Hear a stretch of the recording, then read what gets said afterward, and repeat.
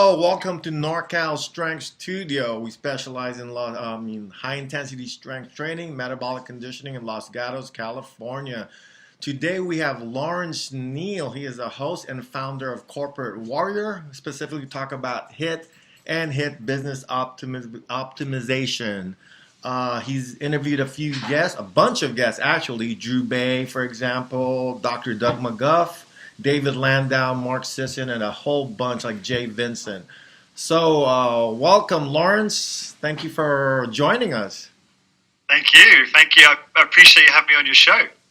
So, tell our audience how you got started with your podcast and why specifically HIIT. Good question. So, it was a complete accident. Is the abbreviated answer. So I had been interested in doing my own business for a long period of time.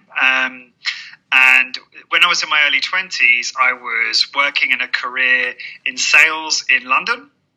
And I kind of knew early on that I wanted to be my own boss and do my own business. So I kept trying different things. I kept trying to create info products and affiliate blogs and things that would make me money online, basically. And tried a load of things, and nothing really worked. And I couldn't think of anything that would really resonate, or nothing I did really resonated with people. Eventually, I created the kind of Corporate Warrior blog, thanks to my best friend who actually coined the name Corporate Warrior, which is a whole nother story. But I created this blog, and I just started blogging about health and fitness, which is something I was passionate about since the age of probably 15. And then I picked up Body by Science. I can't remember. Oh, that's it. So I watched Dr. Doug McGuff's presentation on the 21 convention, which I think is called like Paleo and Biochemistry or something rather. Amazing presentation. I'm sure you're probably familiar with it. It was a huge game changer for me in terms of describing high intensity training and paleo diet and how these things affect us at the cellular level. So that was big. And after watching that, I immediately went out and bought Body by Science. I was blown away by the book, but I had so many questions. I was like, I'd love to interview Doug, just to ask him a ton of questions that I had. I'm sure many people had questions after reading that book. So I reached out to him and I asked him if I could interview him. And Doug, being the lovely guy that he is, as I'm sure you guys are aware of, because you did a great interview with him too, he gave me some of his time to do that, which was great. At the time, I had no real audience, nothing. And we did the interview. I put it on the website. I didn't really plan to create a podcast, but it got a really good response. I got some good comments. I got some really nice emails, social media, and I did more of it. So I thought, okay, I'll go and talk to other people like Drew Bay. And I like the format. I like interviewing people. I like to talk, probably a bit too much. So I enjoyed that format, and it was really resonating with people, and I could see that finally I was doing something that I was interested in, but also people were getting kind of value out of. So that motivated me to keep doing it. And ultimately, with any, I guess, successful business or any type of success in building an audience, you have to sustain that work output on a regular basis and keep getting better. So that's how it all started, really. Oh, wow. Now, did you dig deeper in your research of high intensity, like read up stuff like about Arthur Jones and Mike Menser, Ken Hutchins and Ellington Darden and all those guys? So I'm probably not as well read as a lot of my listeners would hope. Right. Although I have read The Mike Menser Way, which John Little wrote. I've read some of the bulletins by Arthur Jones. I've not read anything by Ken Hutchins, although I have read couple of books. I read Body Fat Breakthrough and The New High Intensity Training by Ellington Darden. So I have read fairly well, I suppose, in high intensity training, because, like a lot of my listeners, and I'm sure a lot of yours, I'm really passionate about learning more about this particular way of exercising and getting the most out of it, and constantly looking for the magic bullets of hypertrophy and things like that. So yeah, that's kind of how much, I suppose, reading I've done there. You know what's funny? You bring up like lately I've just been getting into this, even though heavy duty or hits more metabolic conditioning. This whole metabolic conditioning is really blowing me away. Lately I've been training a few clients, and I've been doing a Drew based 3x3 Metcon type training, Cool. and of course I'll tweak it, and I have clients who would finish the Metcon in about 21, 29 minutes, and they're wasted. 2 weeks later, they do it again. They'll shave off anywhere from 6 to 8 minutes. I mean, they've recovered and actually improved on their conditioning. It's amazing. Now, with your own workout, because I know you play basketball as well. Do you find your conditioning has gotten much better? I've not actually played around with the 3x3. I'm familiar with it. I think in Project Kratos, Drew calls it the Cerberus workout or something like that. It's hard for me to say whether or not high intensity training has really contributed to my conditioning on the basketball court, because obviously all of these different skills are very specific. So I find that with basketball, once I've played a couple times, I build up that level of fitness that's specific to that.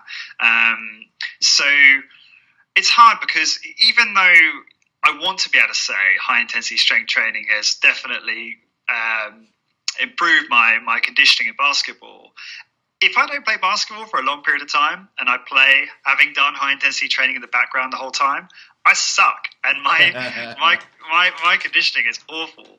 That being said, I don't really do a great deal of, I suppose, running these days, but I could go outside right now and probably run 10 miles and not get a fantastic time, but I could do it fairly well. So I do think there is obviously a lot of transfer from high intensity training. But yeah, basketball, I can't honestly say that it's had a huge impact. It's probably had more of a benefit in terms of helping to reduce injury, definitely improved my ability to be explosive. Mm-hmm. So my speed, my ability to jump and rebound the basketball and stuff like that has definitely improved as a result of high intensity training.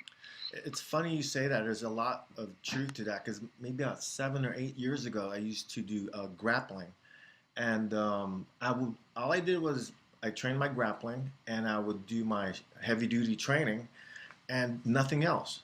But I didn't, just like anything, I didn't do any explosive movement, just nice slow control.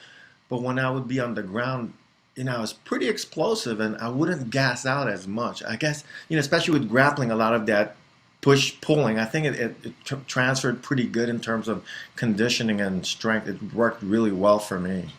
Yeah. Interesting. Yeah. So what I was going to ask you next is the process of getting to interview someone. How could you take us through that process? How you get them, the questions you had, your preparation, because you're like an expert at this, and I'm just beginning. That's so flattering, because I ask people the same questions, and I do not consider myself an expert. I'm happy to tell you all that I know. So yeah, I guess in terms of getting guests, I mean, it sounds really simple, but obviously just having the balls and the confidence to just reach out. And can I swear on this podcast? Is that allowed? Yes. Cool. So, not that I was going to swear, but yeah, just literally, reaching out to potential guests through email, on their website, through their contact form, through social media. Obviously, some guests are going to be harder than others. Generally, if they're higher profile, they're harder to get. Right. So that can be challenging. But the really important thing is just making sure that, I guess, your pitch, which ultimately is a pitch, on your initial email is effective.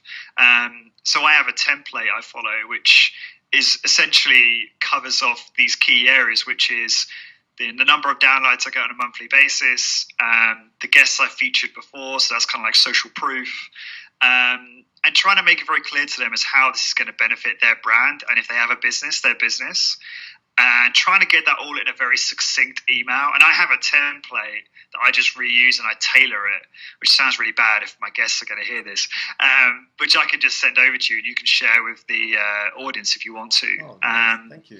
And then in terms of preparation, actually, I will also add, I use something called Boomerang in email, which is really good extension for Gmail, which enables you to ping emails back if you don't get a response. So if I email a guest and I don't hear from them, and I really want to get them on the show, sometimes I'm not massively fussed if they don't get back to me, and I'll just move on. But if I really want to get them on the show, I'll have it boomerang me in, let's say, a week or 2 weeks, and I will follow up.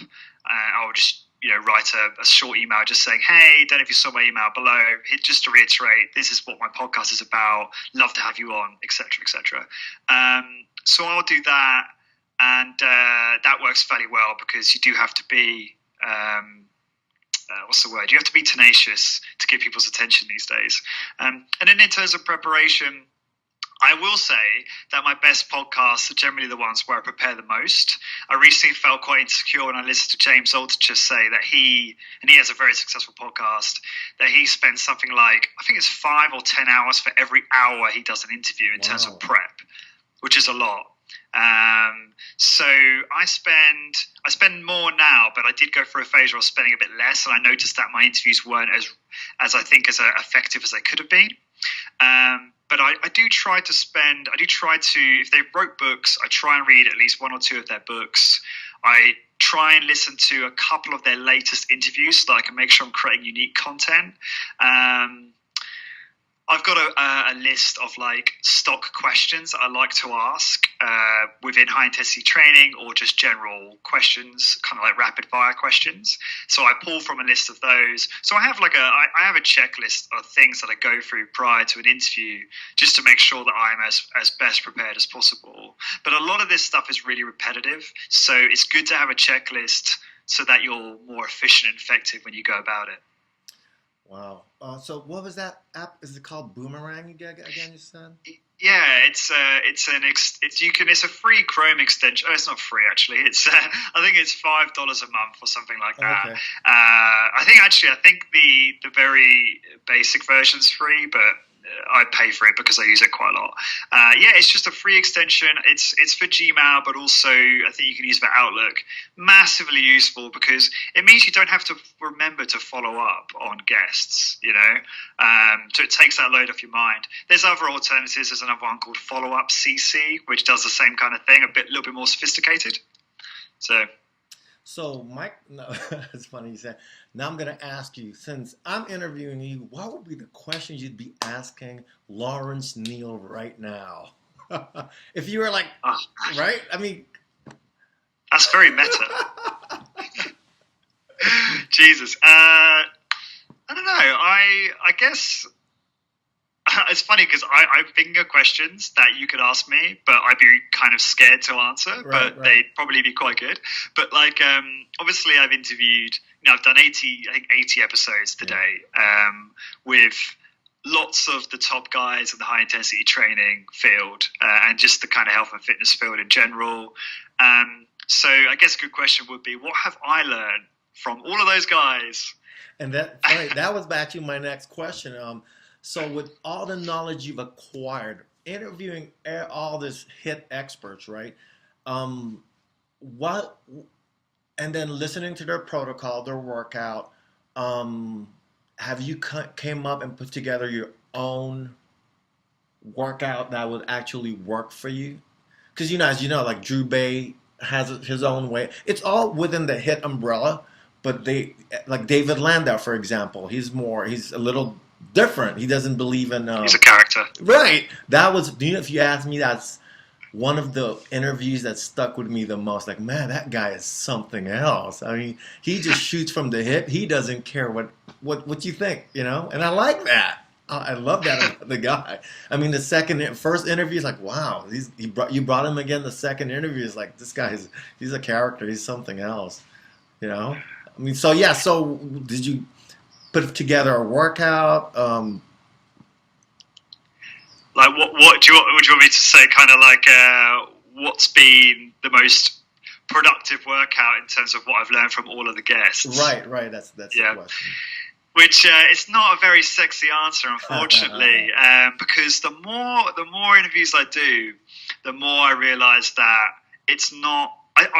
Not that I realize, but that I believe it's not that complicated. I think most of my listeners care mostly about optimizing muscular hypertrophy. I can't say for certain, but I think a lot of my audience are quite like me. They're quite ectomorphic, and they're looking for the kind of best ways to build muscle. And obviously they are interested in the other adaptations too and other outcomes, but that's a big one. And I think from that point of view, building muscle mass, improving bone mineral density, stuff like that, I just think, working out one set to failure once or twice a week, doing 5 to 8 exercises, mostly big movements, mostly compound, it's going to get you there. It's going to get you 90% of the results, in my opinion. I am very fascinated about this stuff around high frequency. I'm actually interviewing Ted Naiman again later today, which is I'm looking forward to because he's experimented with working out to failure every single day. Full body, and he looks great. I mean, I don't know if he's increased muscle mass, over and above what he would have if he was just working out like once a week. It's difficult to say, maybe it's impossible to say, but he looks great, and it's fascinating. N equals 1, so I'm looking forward to talking to him about that. But yeah, again, going back to what I was saying, I think if you're doing those things, if you're working out single set to failure once or twice a week, and you're eating a whole food diet. I suppose I tend to veer more towards the kind of low carb, high fat side of things. Mostly, animal protein, some vegetables, some carbohydrates. I think you're going to get all you can get from in terms of optimizing your body composition. So growing as much muscle mass as you can, because ultimately, as if you've listened to my interviews with Jay Vincent, he's a really good example of this. Like, genetics play a huge role in terms of your potential for all of the outcomes from exercise, and I think they're downplayed too much. And I think people like to downplay them because they like to put more emphasis behind their whatever it is they're selling from a workout point of view. So I think Jay's a good example of, look, I do nothing. There's no secret. I do nothing that's actually that special. But he looks unbelievable. Yeah, oh yeah. So it's, a lot of people think he's on steroids and things like that. I said to him he should do some kind of like steroid test and like publish the results online just to show people. But obviously that's up to him. He doesn't have to do that at all. So yeah,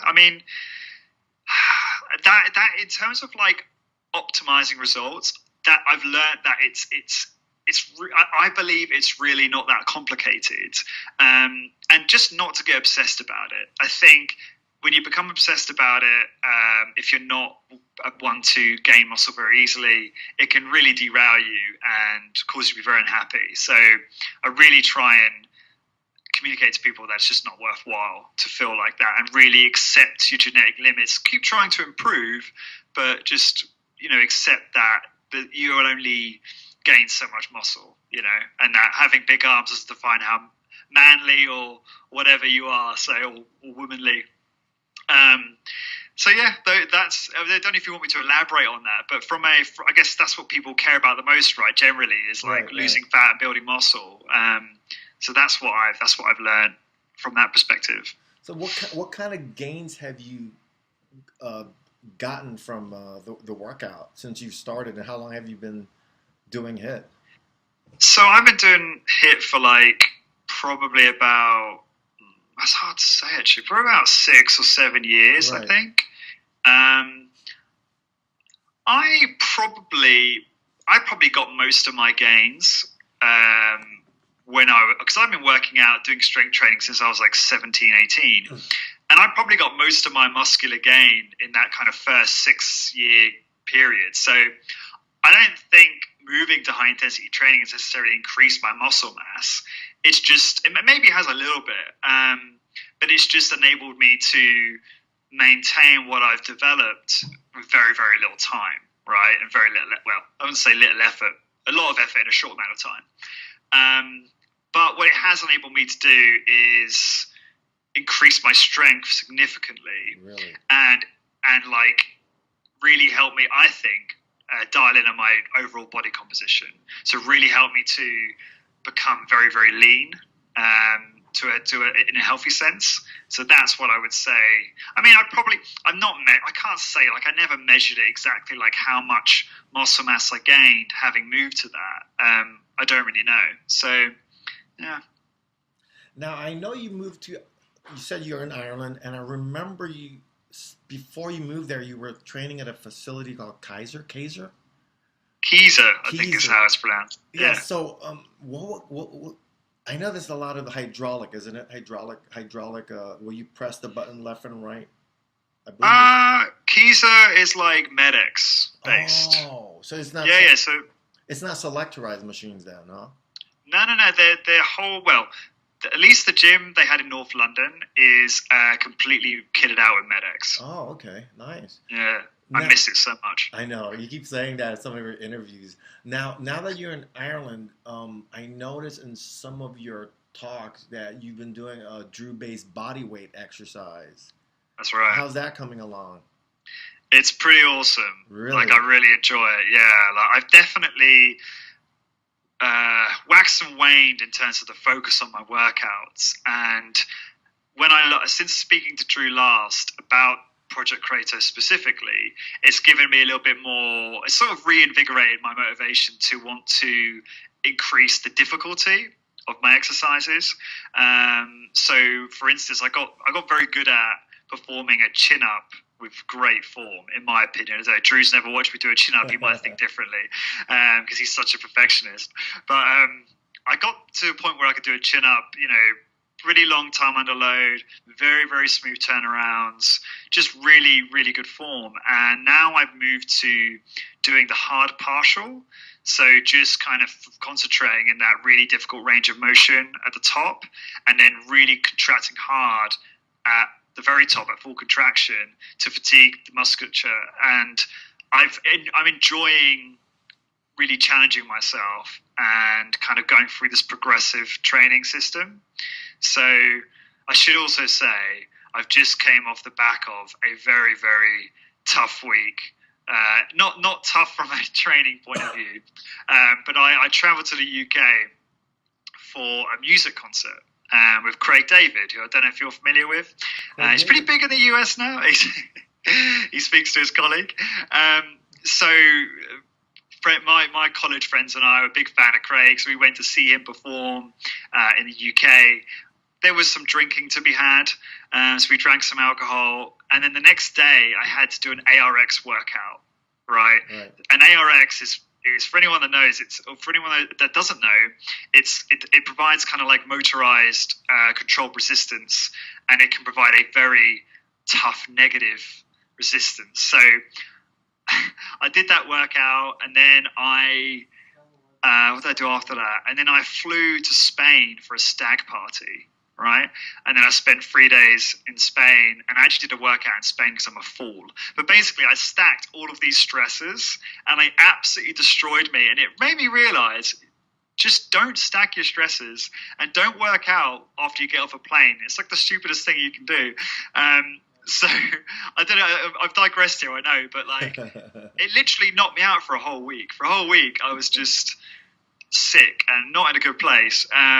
So with that, it kind of took me off this, I'd stopped doing the bodyweight training at least a week before the ARX because I wanted to be fresh for that. Right. That being said, I wasn't exactly fresh because I was hungover.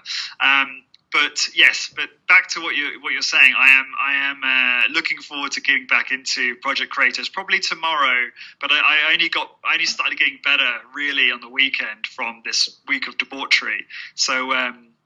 So yes, but no, it's a great system. I'm a big fan. I wouldn't be promoting it all the time if I didn't think it was great. So no, I do encourage people who haven't got the access, because let's be honest, like if I had a Medix or Nautilus facility down the road, I'd be there in a heartbeat. I'd pay like $200 a month to do that, right? Maybe more, just because I love those machines, and I really enjoyed the ARX machine, and if there was one of those locally, I'd use that too.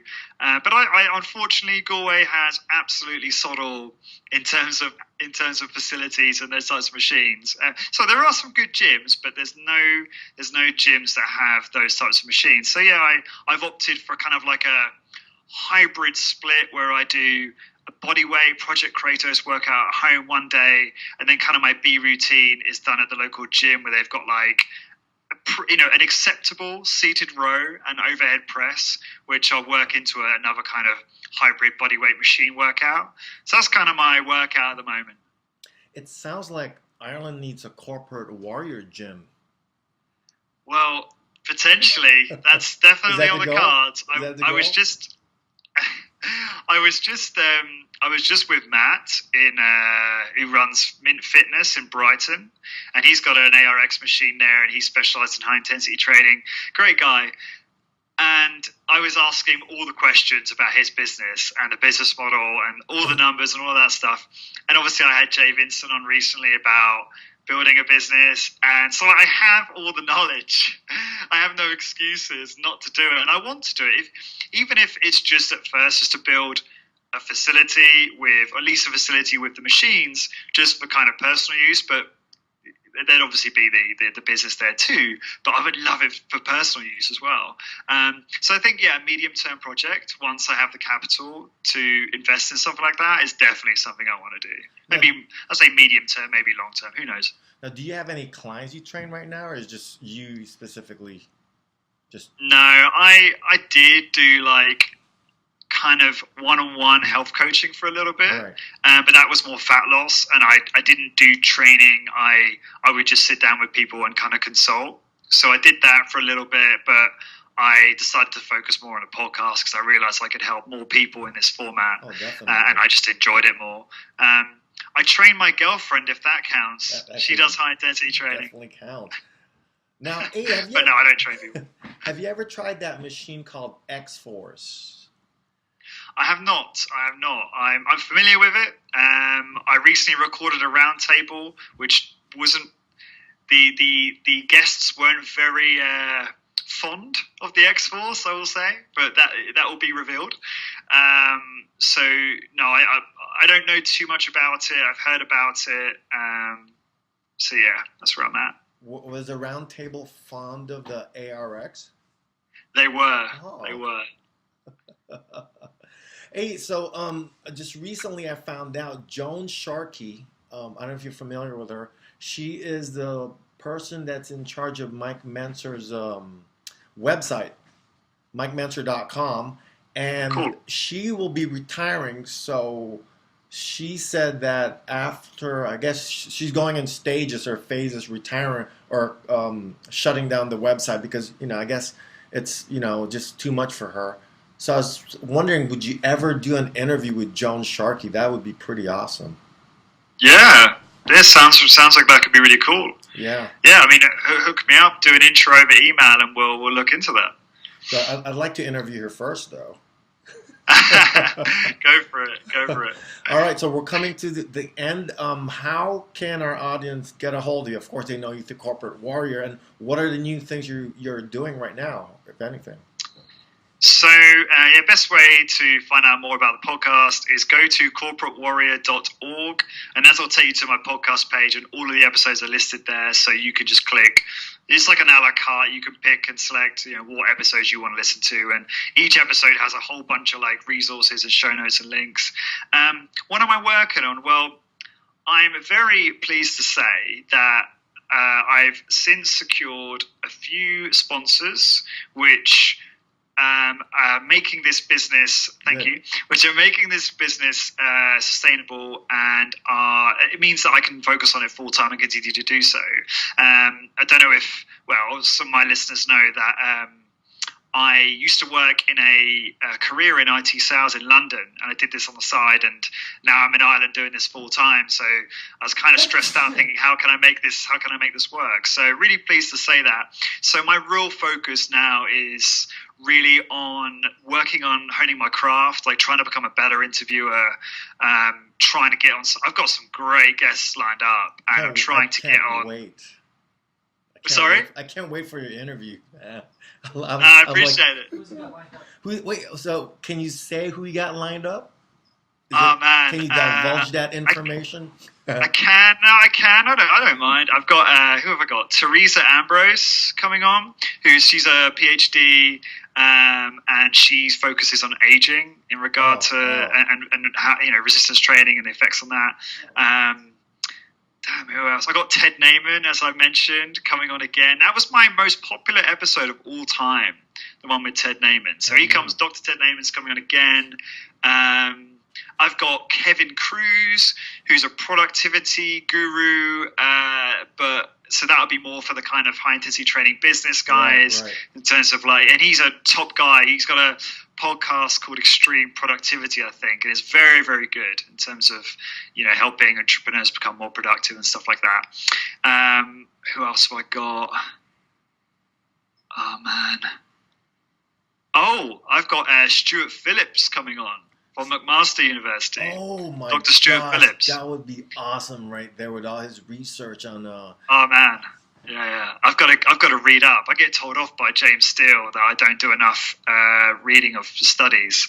So I need to get my my reading on and make sure I'm familiar with all the latest literature, which I am to an extent, but I need to do more prep. So yes, I'm very excited about that. Stuart is really top in his field. So yeah. Last thing, I remember, I think it's one of your Facebook posts. You said something that I guess you started with HIIT and you kind of diverted and started doing other interviews, and you're deciding to go back and do more specifically HIIT again.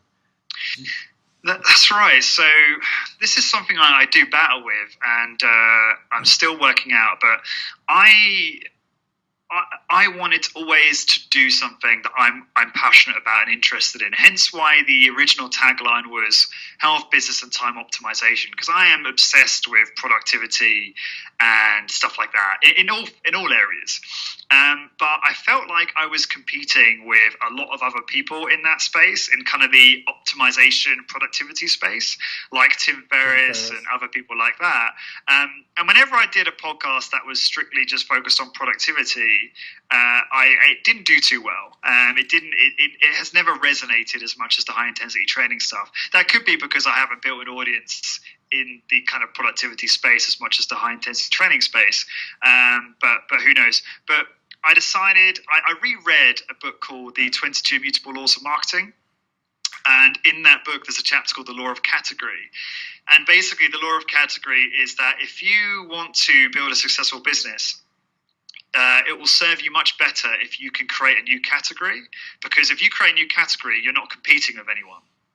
If as soon as you're second or third into an existing category, you're competing with those guys who've already got a really strong position in that category, and it's very, very difficult to grow a business in that position. So I kind of thought, well, where am I strong right now? And I think I've got a pretty strong position in high intensity training podcasting, right? Yeah, definitely. Not obviously. So you got like Drew, who's got high intensity training blogging. I think he's probably the number one blog, right?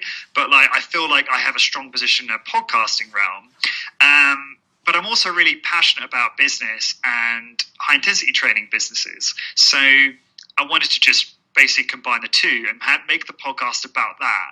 I did think, and I am thinking about creating two podcasts, one focused on high intensity training and the other one focused on high intensity training business, but it's just too much work right now to start a new podcast. So I figured right now that would be the focus point. So it's all about, for me, it's a decision based on focusing on categories, if that makes sense. Well, yeah, you're on the right track. I mean, you got sponsors, so that's a plus right there. Thank you. Hey, my brother's here. He wants to ask you a question real quick. Go for it. I can run over if you need. No worries. Come visit. We'll show you a good time. Anyway, I was going to ask you about. I noticed a lot of people talking about differentiation in the HIIT space. Now, I think my philosophy on HIIT is the way we train it at the studio was, the way Arthur P. Jones meant it to be, and the way Mike Menser, meant it to be. Brief, infrequent, and intense. And I don't see a lot of differentiation going away from that sort of training, or it wouldn't be high intensity strength training to begin with. And my question is, things like CrossFit, where there's not a lot of differentiation from, CrossFit gym to CrossFit gym or wherever where they're training at the park, yet it's exploded so much, and a lot of times there's not even a lot of expertise in the trainers. How is HIIT going to get to that level without having to focus on being different? I mean, there's no point. I mean, we're not reinventing the wheel. We're taking what Arthur Jones and Mike Menzer did, and that's a contention I have in the industry. Everyone's trying to split and do different things, and people aren't getting the HIIT name. They don't know, is it HIIT? Is it super slow? Is it, something else? Yeah. I just want to market HIIT. What do Yeah, you do? that's the $1,000,000 question, right? I ask this question all the time, like, how can we make just standard high intensity training, which we all love, how can we make that really, really popular? And I remember Doug telling me, I think it was like the first interview I did with Doug, he was explaining that, like, the pendulum is going to swing the other way. He was like, high intensity training and high intensity interval training is really picking up popularity, but it's just a matter of time until the pendulum swings the other way and knocks us off the top. Yeah. I remember that interview. And then all the, right, you know what I'm saying? And then all the mainstream health and fitness bullshit just takes over again, even though it's scientifically, like, just cannot compete with high intensity training or even high intensity interval training, really, from a efficiency and efficacy, safety point of view.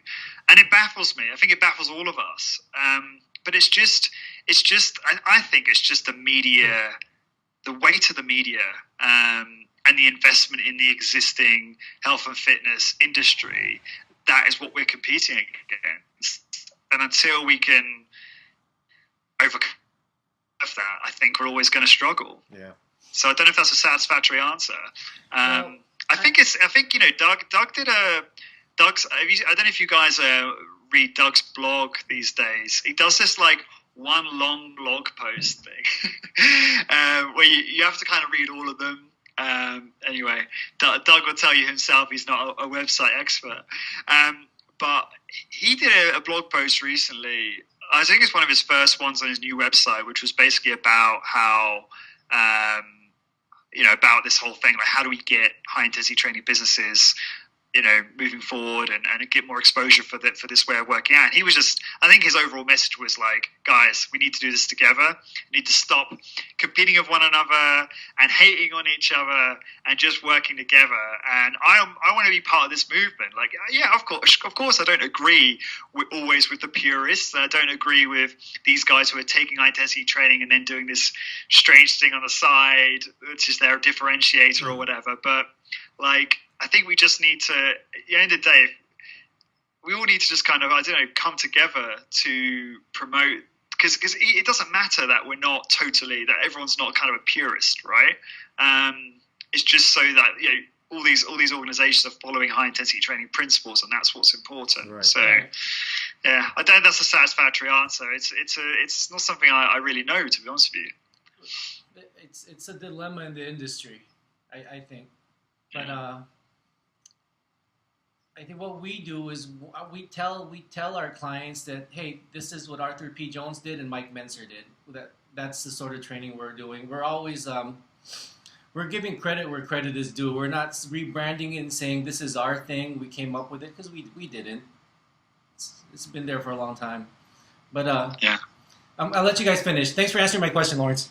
No, you're most welcome. And just on that, you're doing a great thing, you guys, by doing a training business in high intensity training. It's excellent. I love just seeing more and more people doing this, and it's cool that you guys have started this YouTube channel. How long have you been doing this for now? Gosh, not long. He's our fourth. You're our fourth interview. The first one was Dr. First one was Dr. Doug, but I wasn't even prepared, because I came. My brother said, "Hey, you're doing the interview." I didn't shave. I go, "What?" So I just winged it, man. I mean, it took me a few months before I wanted to listen to it. I sounded like a dumbass. But the questions were good, though. After I listened to the questions were pretty good, because come on, it's Dr. McGuff. So how could you go wrong with that, right? Man, yeah, no, you did a great job. I really enjoyed the interview. And Doug does make it easy, because he's just a great guy and just intellectually honest. Right. He's the type of guy you can ask like one question, he'll just go off on one. I remember once he tested me. He said like, "Oh, what do you think?" And I asked him some really like complicated question about like sleep and cravings for sugar or something like that, or lack of sleep. And he just said, "Oh, what do you think?" And I tried to answer it, and I was like, "Oh, I don't know." And he kind of rescued me. So no, good. Yeah, I mean, I think everyone should just contact Doug. He's going to hate me for this. If you're looking to start a podcast, just contact Doug because he'll happily do your first episode for you. He's so busy. That guy's busy, Oh, yeah. man. My gosh, he's like all. Anyway, He's a ghostwriter. I think he's writing a new book. So. Well, you have your own book though, right? I do, but it's no Body by Science. I have a couple of fat loss books that I put together on Amazon that are kind of like very succinct how-tos using something called the slow carb diet that Tim Ferriss came up with, which worked for me very well. Has worked for many people from a kind of compliance perspective on losing body fat. So I kind of took the slow carb diet and the high intensity training concepts and put it into one ebook. So yeah, you can pick those up on, if you go to booksbylawrence.com or .co.uk, I should know that, or just go to my website, corporatewarrior.org. You can see links to those. Well, there you go, folks. You guys heard that. Go out there and buy his book if you guys want to lose weight and look like Lawrence Neal. I saw that one picture of you with your shirt off. You look good, man. You were like, thanks, bro. Ripped. I do what I can. All right, Lawrence. Thank you so much. Enjoy. Good luck. I'm glad you got some sponsors for your Corporate Warrior, man. It's going to take off from here. I've always listened to you from the get-go. I'm really grateful, and it's a pleasure being on your show. And you did a great job, and I really appreciate it. And good luck with the future. I hope it blows up for you. Hopefully we get to talk again, huh? Absolutely. Anytime. All right, Lawrence. Take care, bud. Take care, buddy. See ya. Bye-bye.